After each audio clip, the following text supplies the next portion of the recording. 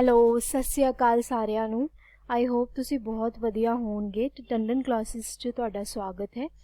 ਅੱਜ ਦੀ ਵੀਡੀਓ ਦੇ ਵਿੱਚ ਅਸੀਂ ਕਰਨ ਵਾਲੇ ਹਾਂ ਬੈਂਕਿੰਗ ਅਵੇਅਰਨੈਸ ਨੂੰ ਸਟਾਰਟ, ਜਿਹੜਾ ਕਿ ਤੁਹਾਡੇ ਪੰਜਾਬ ਕੋਆਪਰੇਟਿਵ ਬੈਂਕ ਦੇ ਜਿਹੜੇ ਐਗਜ਼ਾਮਸ ਨੇ ਉਹਦੇ ਵਿੱਚ ਹੈਲਪਫੁਲ ਹੋਣਗੇ। ਦੇਖੋ, ਗੱਲ ਇਹ ਹੈ ਕਿ ਸਿੰਪਲ ਜੀ ਮੈਂ ਥੋੜ੍ਹਾ ਜਿਹਾ ਇਹਨੂੰ ਬਹੁਤ ਡਿਟੇਲ ਦੇ ਵਿੱਚ ਤੁਹਾਨੂੰ ਕਰਵਾਵਾਂਗੀ ਅਤੇ ਇਹਦੇ ਲਈ ਕੁਆਲਿਟੀ ਲੈਕਚਰਸ ਬਣਾਉਣ ਲਈ ਮੈਨੂੰ ਥੋੜ੍ਹਾ ਜਿਹਾ ਟਾਈਮ ਜ਼ਰੂਰ ਲੱਗੇਗਾ। ਅੱਜ ਜੋ ਵੀ ਕੰਟੈਂਟ ਤੁਸੀਂ ਦੇਖ ਰਹੇ ਹੋ ਇਹ ਬੁੱਕ ਮੇਰੇ ਦੁਆਰਾ ਕ੍ਰੀਏਟ ਕੀਤੀ ਜਾ ਰਹੀ ਹੈ, ਠੀਕ ਹੈ। ਅਤੇ ਜਦੋਂ ਇਹਦੀ 4-5 ਚੈਪਟਰਸ ਆਪਣੇ ਤਿਆਰ ਹੋ ਜਾਣਗੇ ਇਹਦੀ PDF ਤੁਹਾਨੂੰ ਮਿਲ ਜਾਏਗੀ। ਪਰ ਜਿਹੜੀ PDF ਹੋਏਗੀ ਉਹ ਬੱਚਾ ਪੇਡ ਹੋਏਗੀ, ਕਿਉਂਕਿ ਇਹਦੇ ਵਿੱਚ ਬਹੁਤ ਲੋਕ ਹੋਰ ਵੀ ਕੰਮ ਕਰ ਰਹੇ ਨੇ ਅਤੇ ਉਹਨਾਂ ਨੂੰ ਪੇ ਕਰਨਾ ਪੈਂਦਾ ਹੈ। PDF ਦੀ ਮੈਂ ਜਿਹੜੀ ਪੇਮੈਂਟ ਰੱਖਾਂਗੀ ਉਹ ਬਹੁਤ ਹੀ ਰੀਜ਼ਨੇਬਲ ਰੱਖਾਂਗੀ। ਲੈਕਚਰਸ ਮੇਰੇ ਫ੍ਰੀ ਰਹਿਣਗੇ। ਲੈਕਚਰਸ ਦੇ ਵਿੱਚ ਮੈਂ ਕੋਈ ਇਹਦੇ 'ਚ ਪੈਸਾ ਨਹੀਂ ਲੈ ਰਹੀ ਹੈਗੀ, ਬਟ PDF ਦੇ ਲਈ ਤੁਹਾਡੇ ਲਈ ਬਹੁਤ ਰੀਜ਼ਨੇਬਲ ਪ੍ਰਾਈਸ ਮੈਂ ਰੱਖਾਂਗੀ ਅਤੇ ਤੁਹਾਨੂੰ ਕੋਈ ਹੋਰ ਬੁੱਕ ਰੈਫਰ ਕਰਨ ਦੀ ਲੋੜ ਨਹੀਂ ਪਏਗੀ। ਬਹੁਤ ਸਰਚਿੰਗ ਦੇ ਨਾਲ ਇਹ PDF ਬਣਾਈ ਜਾਏਗੀ। ਇਸ ਗੱਲ ਦਾ ਪੂਰਾ ਧਿਆਨ ਰੱਖਿਆ ਜਾਏਗਾ ਕਿ ਤੁਹਾਡੇ ਪੇਪਰ ਦੇ ਅਕੋਰਡਿੰਗਲੀ ਹੀ ਸਾਰੀ ਚੀਜ਼ਾਂ ਕਵਰ ਅਪ ਹੋਣ। ਕਰੰਟ ਅਫੇਅਰਸ ਤੋਂ ਲੈ ਕੇ ਟੈਸਟ ਸੀਰੀਜ਼, ਜਿਹੜੀ ਟੈਸਟ ਸੀਰੀਜ਼ ਹੋਊਗੀ ਉਹ ਮੇਰੇ ਐਪ ਦੇ ਵਿੱਚ ਤੁਹਾਨੂੰ ਮਿਲੂਗੀ ਟੰਡਨ ਕਲਾਸਿਸ ਦੇ ਵਿੱਚ ਬਕਾਇਦਾ। ਉਹਦੇ ਵਿੱਚ ਟੈਸਟ ਸੀਰੀਜ਼ ਦੇ ਵਿੱਚ ਤੁਸੀਂ ਅਟੈਂਪਟ ਕਰ ਪਾਓਗੇ, ਆਪਣੇ ਸਕੋਰ ਦੇਖ ਪਾਓਗੇ, ਸਭ ਕੁਝ ਹੋਏਗਾ, ਠੀਕ ਹੈ। ਅਤੇ ਜਿੰਨਾ ਤੁਹਾਡਾ ਆਪਾਂ ਬੈਨੀਫਿਟ ਕਰਾ ਸਕਦੇ ਹਾਂ ਆਪਾਂ ਕਰਾਵਾਂਗੇ, ਕੋਈ ਵੱਡੀ ਗੱਲ ਨਹੀਂ ਹੈਗੀ ਹੈ। ਬਾਕੀ ਮੇਰੇ ਬਾਰੇ ਤੁਸੀਂ ਜਾਣਦੇ ਹੋ, ਮੇਰਾ ਨਾਮ ਹੈ ਯਸ਼ਿਕਾ ਟੰਡਨ। ਮੈਨੂੰ ਲਗਭਗ 5 ਸਾਲ ਹੋ ਗਏ ਨੇ GS ਪੜ੍ਹਾਉਂਦੇ ਹੋਏ ਨੇ। ਮੈਂ ਆਪਣੀ ਸਟੱਡੀ ਦੇ ਵਿੱਚ MBA ਕੀਤੀ ਹੋਈ, ਤਾਂ ਕਰਕੇ ਮੈਨੂੰ ਬਹੁਤ ਚੰਗੇ ਤਰੀਕੇ ਨਾਲ ਬੈਂਕਿੰਗ ਅਵੇਅਰਨੈਸ ਦੀ ਵੀ ਨੌਲੇਜ ਹੈਗੀ ਹੈ, ਠੀਕ ਹੈ। ਇੱਕ ਹੋਰ ਗੱਲ ਆ, ਆਪਾਂ ਬੈਂਕਿੰਗ ਅਵੇਅਰਨੈਸ ਦੇ ਨਾਲ ਆਪਾਂ ਇਕੋਨੋਮਿਕਸ ਵੀ ਕਰਨੀ ਹੈਗੀ ਹੈ, ਕਿਉਂਕਿ ਇਕੋਨੋਮਿਕਸ ਵੀ ਇਹਦੇ ਵਿੱਚ ਤੁਹਾਡੀ ਸਿਲੇਬਸ ਦੇ ਵਿੱਚ ਇਨਕਲੂਡ ਹੋਏਗੀ ਥੋੜ੍ਹੀ ਬਹੁਤ, ਅਤੇ ਉਹ ਵੀ ਤੁਹਾਨੂੰ ਮੈਂ ਇਹਦੇ ਵਿੱਚ ਕਰਾ ਦਾਂਗੀ। ਚਲੋ ਅੱਜ ਦੀ ਵੀਡੀਓ ਨੂੰ ਸਟਾਰਟ ਕਰਦੇ ਹਾਂ। ਸਭ ਤੋਂ ਪਹਿਲਾਂ ਤਾਂ ਆਪਾਂ ਸਮਝਦੇ ਹਾਂ ਕਿ ਇਹਨੂੰ ਮੈਂ ਥੋੜ੍ਹਾ ਜ਼ੂਮ ਕਰ ਦੇਣੀ ਤਾਂ ਕਿ ਅਗਰ ਤਾਂ ਤੁਸੀਂ ਉਹਦੇ ਵਿੱਚ ਦੇਖ ਰਹੇ ਹੋਣ ਮੋਬਾਈਲ ਦੇ ਵਿੱਚ ਤਾਂ ਤੁਹਾਨੂੰ ਦਿਖ ਜਾਵੇ, ਠੀਕ ਹੈ। ਥੋੜ੍ਹਾ ਜਿਹਾ ਬਲਰਿੰਗ ਹੈ ਬਟ ਇੰਨਾ ਜ਼ਿਆਦਾ ਨਹੀਂ ਹੈ। ਆਈ ਥਿੰਕ ਵਿਜ਼ੀਬਲ ਹੋਏਗਾ ਸਾਰਿਆਂ ਨੂੰ।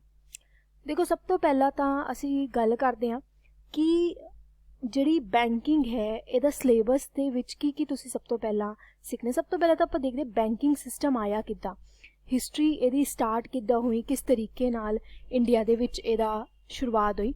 ਇਸ ਗੱਲ ਨੂੰ ਸਮਝਣ ਲਈ ਸਭ ਤੋਂ ਪਹਿਲਾਂ ਇੱਕ ਛੋਟੀ ਜਿਹੀ ਗੱਲ ਸਮਝਦੇ ਹਾਂ। ਦੇਖੋ, ਪਹਿਲੇ ਕੀ ਹੁੰਦਾ ਸੀਗਾ, ਪਹਿਲੇ ਪੈਸਾ ਨਹੀਂ ਹੁੰਦਾ ਸੀਗਾ, ਰੁਪਈਆ ਜਿਹਨੂੰ ਆਪਾਂ ਕਹਿੰਦੇ, ਪੈਸਾ ਕੰਮ ਨਹੀਂ ਹੁੰਦਾ ਸੀ। ਇੱਕ ਸਿਸਟਮ ਹੁੰਦਾ ਸੀ, ਉਸ ਸਿਸਟਮ ਨੂੰ ਕਿਹਾ ਜਾਂਦਾ ਸੀ ਬਾਰਟਰ ਸਿਸਟਮ।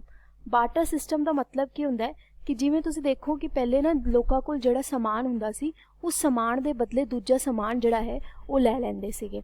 ਕਿ ਜਿਵੇਂ ਮੇਰੇ ਕੋਲ, ਮੈਂ ਕੰਮ ਕਰਦੀ ਹਾਂ ਖੇਤੀਬਾੜੀ ਦਾ, ਅਤੇ ਮੈਂ ਕਿਸੇ ਰਾਸ਼ਨ ਵਾਲੇ ਕੋਲ ਜਾਵਾਂ, ਮੈਂ ਉਹਨੂੰ ਸਬਜ਼ੀਆਂ ਵਗੈਰਾ ਦੇ ਦੇਵਾਂ ਅਤੇ ਉਹ ਮੈਨੂੰ ਉਹਦੇ ਬਦਲੇ ਚੀਜ਼ ਦੇ ਦੇ। ਇਹਨੂੰ ਆਪਾਂ ਕਹਿੰਦੇ ਬਾਰਟਰ ਸਿਸਟਮ।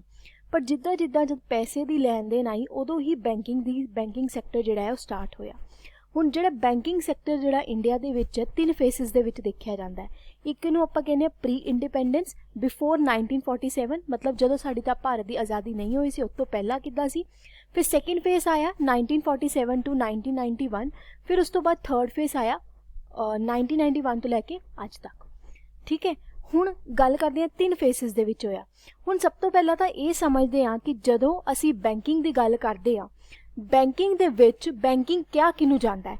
ਦੇਖੋ, according to the section number 5 ਇੱਕ ਬੈਂਕਿੰਗ ਰੈਗੂਲੇਸ਼ਨ ਐਕਟ ਹੈ 1949, ਉਹ ਇਹ ਚੀਜ਼ ਡਿਫਾਈਨ ਕਰਦਾ ਹੈ ਕਿ ਬੈਂਕਿੰਗ ਦਾ ਮਤਲਬ ਕੀ ਹੁੰਦਾ ਹੈ। Banking company means the accepting for the purpose of lending or investing of deposit of money from the public repayable on demand or otherwise and withdraw by cheque you draft. ਬਹੁਤ ਹੀ ਵੱਡੀ ਅੰਗਰੇਜ਼ੀ ਹੋਗੀ, ਬਹੁਤ simple ਭਾਸ਼ਾ ਦੱਸਦੀ ਹਾਂ।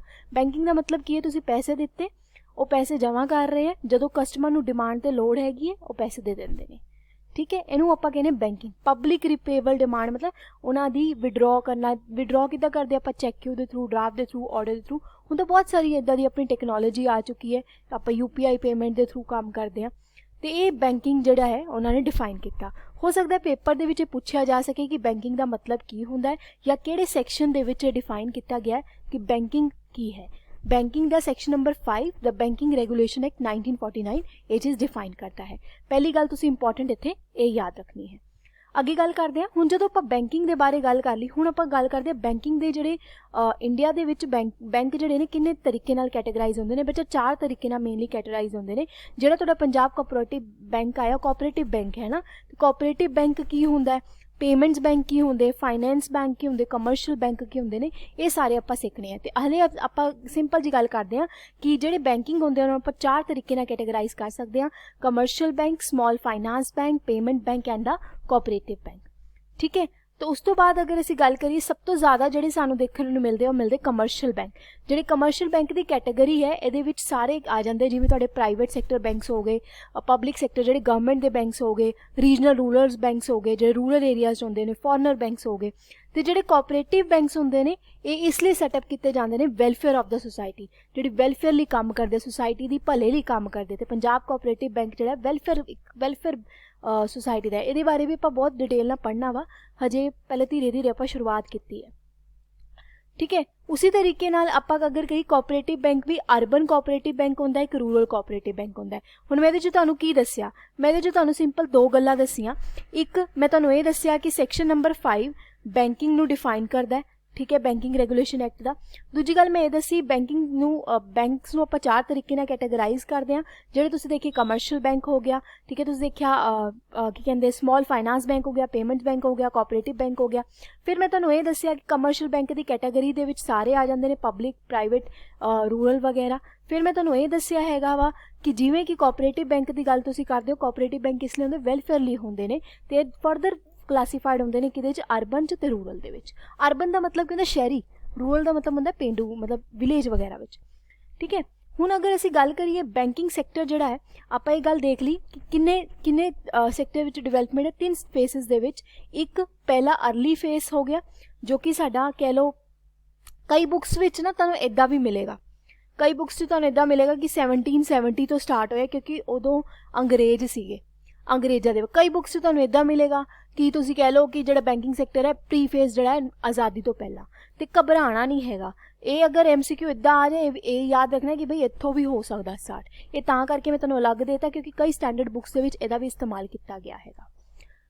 उस तो बाद अगर असीं गल करिए फिर आपां history of banking in India किद्दां डिवाइड करांगे, आपां 2 तरीके नाल डिवाइड करांगे। एक नूं आपां कहने प्री इंडिपेंडेंस पीरियड जिहड़ा कि साडा आज़ादी तो पहला, एक साडा post independence period. Post independence period मतलब आज़ादी तो बाद भी ये 3 फेसिस दे विच डिवाइड होया। इन्हां नूं ही आपां हुण सिੱਖਣਾ वा कि ये किद्दां होए ने, इन्हां विच की होया है। सब तो पहला तो मैं तुहानूं आह चीज़ सिखाऊंगी, थोड़ी बहुत होर जानकारी इहदे विच दूंगी, तुहाडा बेस मजबूत करांगी। फिर उस तो बाद ये सारी चीज़ां आपां चैप्टर कंप्लीट करांगे। ठीक है, चलो हुण आपां प्री इंडिपेंडेंट फेस के बारे पढ़ते हैं। कहंदा history of modern banking in India, जिहड़ी अज दी बैंकिंग चलदी पई है वो कदों स्टार्ट होंदी है, birthing of the bank of Hindustan in 1770। सब तो पहली गल याद रखनी है फर्स्ट बैंक। मैं पहले तुहानूं फैक्चुअल इन्फॉर्मेशन ही दिखा देनी है जिहड़ी तुहानूं याद रखनी है। देखो प्री इंडिपेंडेंस बैंक के बारे जे असीं गल करिए, जिवें कि आ तां तुसीं देख लिया कि आ सारे बैंक जिहड़े ने इस्टैबलिश होए ने, है ना।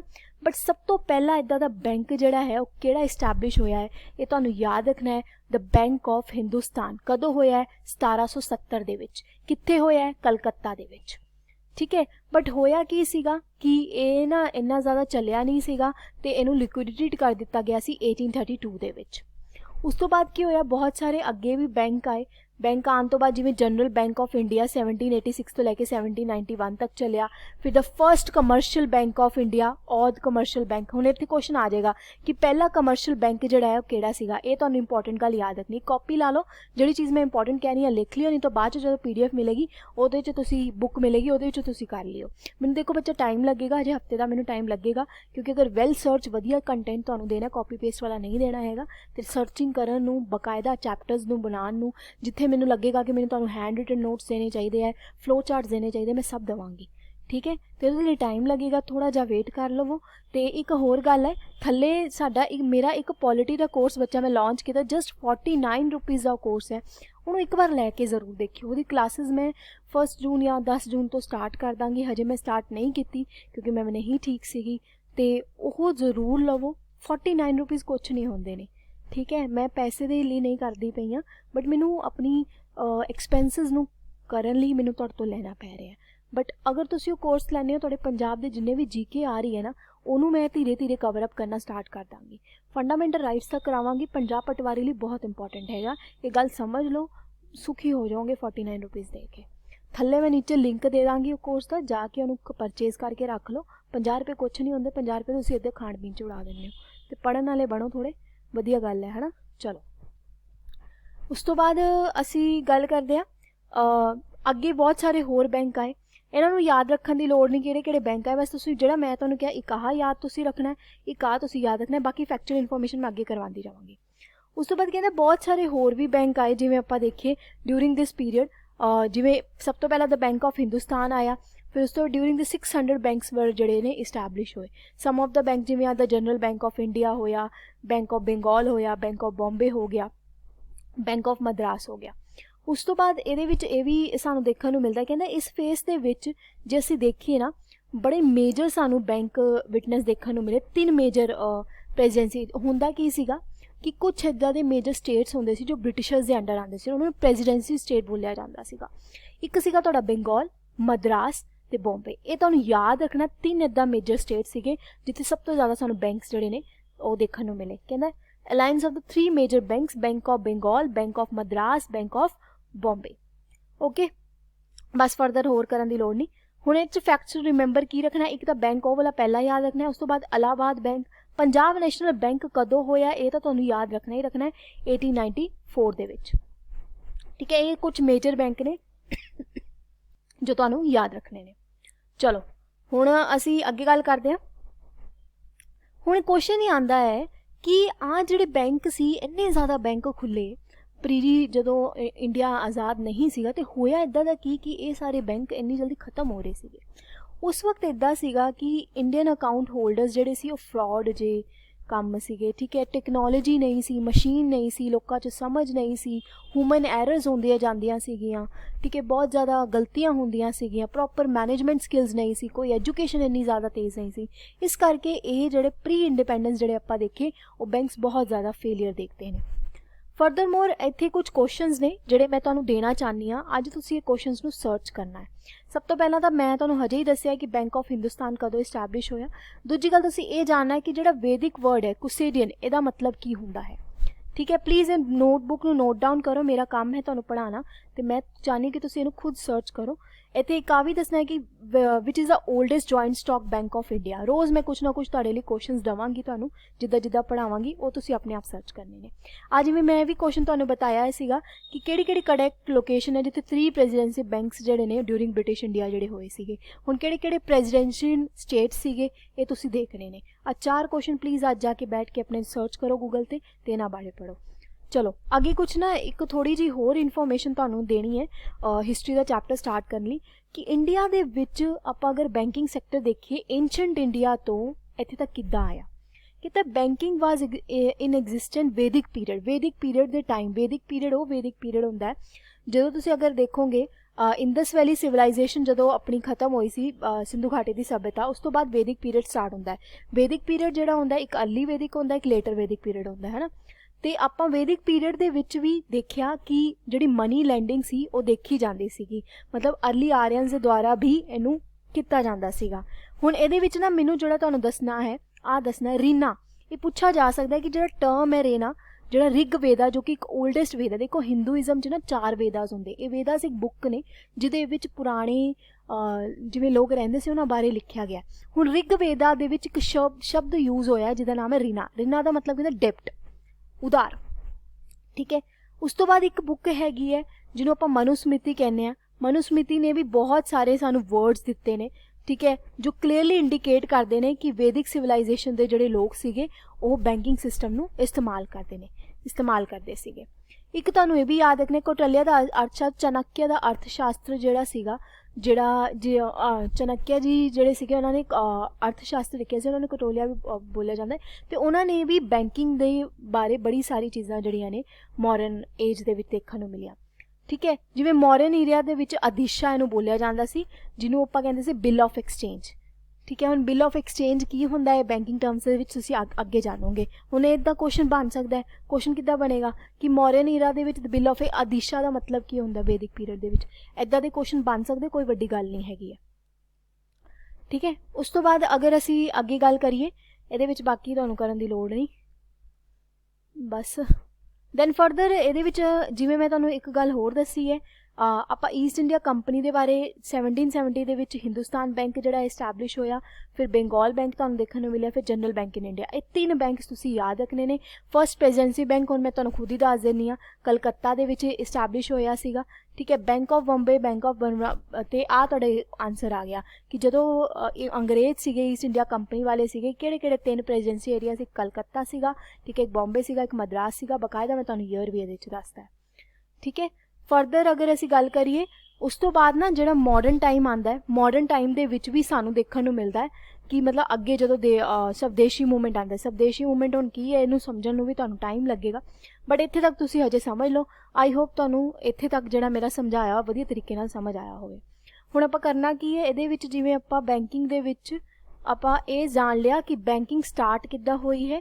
ਅੱਜ ਮੈਂ ਤੁਹਾਨੂੰ ਕੀ ਕਰਾਇਆ ਹੈ? ਅੱਜ ਮੈਂ ਤੁਹਾਨੂੰ ਸਿਰਫ ਇੰਨਾ ਕਰਾਇਆ, ਬੈਂਕਿੰਗ ਸਟਾਰਟ ਕਿੱਦਾਂ ਹੋਈ ਹੈ, ਬੈਂਕਿੰਗ ਦਾ ਮਤਲਬ ਕੀ ਹੁੰਦਾ ਹੈ, ਏਂਸ਼ੀਅੰਟ ਟਾਈਮ ਦੇ ਵਿੱਚ ਬੈਂਕਿੰਗ ਦਾ ਕੀ ਰੋਲ ਰਿਹਾ ਸੀਗਾ, ਕਿੱਦਾਂ ਆਈ। ਆਪਾਂ ਇਹ ਜਾਣਿਆ ਬ੍ਰਿਟਿਸ਼ਰਸ ਦੇ ਟਾਈਮ ਦੇ ਵਿੱਚ ਕਿੱਦਾਂ ਰਿਹਾ ਸੀਗਾ। ਫਿਰ ਉਸ ਤੋਂ ਬਾਅਦ ਮੈਂ ਵੀ ਤੁਹਾਨੂੰ ਦੱਸਿਆ ਕਿ ਬੈਂਕਿੰਗ ਬੈਂਕਸ ਕਿੰਨੇ ਤਰੀਕੇ ਦੇ ਹੁੰਦੇ ਨੇ, ਠੀਕ ਹੈ। ਫਿਰ ਆਪਾਂ ਇਹ ਵੀ ਗੱਲ ਕੀਤੀ ਹੈਗੀ ਹੈ ਕਿ ਕਿਸ ਤਰੀਕੇ ਨਾਲ ਸਾਡਾ ਜਿਹੜਾ ਬੈਂਕਿੰਗ ਸਿਸਟਮ ਚੱਲਿਆ, ਕੀ ਉਹਦੇ 'ਚ ਸਾਨੂੰ ਦੇਖਣ ਨੂੰ ਮਿਲਿਆ। ਹਜੇ ਅਸੀਂ ਪਿੱਛੇ ਹੀ ਹਾਂ, ਹਜੇ ਅਸੀਂ ਦੇਸ਼ ਆਜ਼ਾਦ ਦੇ ਪਿੱਛੇ ਹੀ ਹਾਂ ਕਿ ਹਜੇ ਕਿੱਦਾਂ ਆਇਆ। ਹਜੇ ਆਪਾਂ ਹਿਸਟਰੀ ਵਾਲਾ ਪੂਰਾ ਲੈਕਚਰ ਸਟਾਰਟ ਨਹੀਂ ਕੀਤਾ, ਇਹ ਇੰਟਰੋਡਕਸ਼ਨ ਲੈਕਚਰ ਹੈ। ਅਤੇ ਆਈ ਹੋਪ ਤੁਹਾਨੂੰ ਅੱਜ ਦਾ ਲੈਕਚਰ ਪਸੰਦ ਆਇਆ ਹੋਵੇ ਅਤੇ ਇਸ ਨੂੰ ਚੰਗੇ ਤਰੀਕੇ ਨਾਲ ਪੜ੍ਹਨਾ। ਦੇਖੋ ਪੰਜਾਬੀ ਦੇ ਵਿੱਚ ਕੰਟੈਂਟ ਪੋਸੀਬਲ ਮੇਰੇ ਲਈ ਨਹੀਂ ਹੈਗਾ, ਬਟ ਸਮਝਾਉਣ ਦੀ ਕੋਸ਼ਿਸ਼ ਪੂਰੀ ਕਰਾਂਗੀ। Thank you very much, have a great day.